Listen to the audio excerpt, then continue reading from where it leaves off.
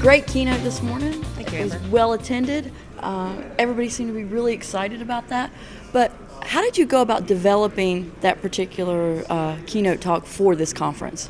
Right, so I've actually used some of that material in previous conferences around negotiation theory, et cetera. But in particular for Linaro Connect Europe, what I did was about 15 hours of interviews with different community members, independent research, and just trying to ascertain what's working well, what are some of the challenges, and then integrating that into the presentation so that the audience would get the most value out of the material.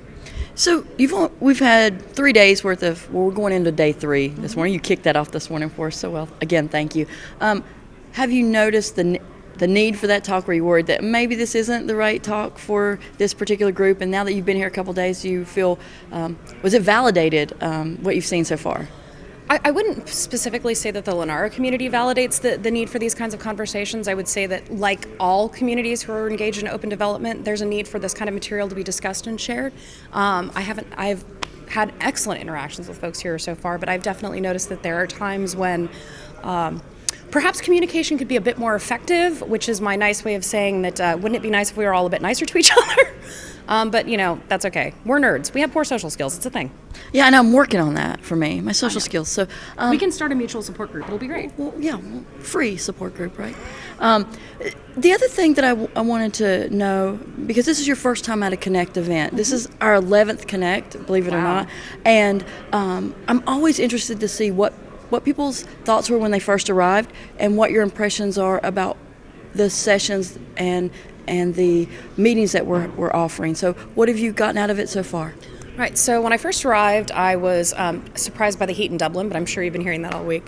And as far as the sessions and what I've been observing about the way that folks are collaborating, I really like the systematic taking of notes with the ether pads. People are being really effective in terms of their dialogue and also taking notes and capturing that for future reference, which I think is great.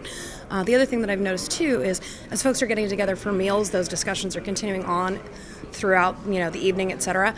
And unfortunately, I missed the Guinness Brewery tour, but I hear that was pretty much off the hook last night, so well done there.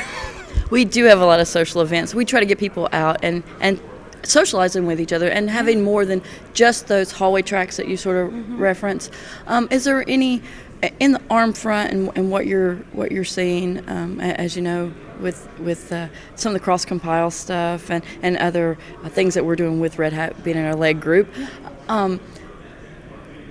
What are you looking forward to maybe between now and the next Connect?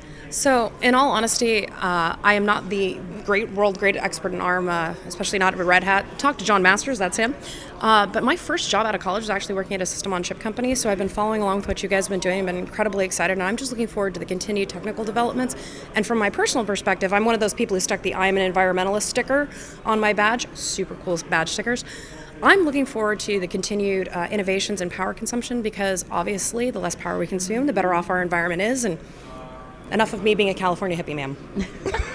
Well, thank you so much for being here, for giving the keynote, and taking time to talk to me today. Thank you, Amber.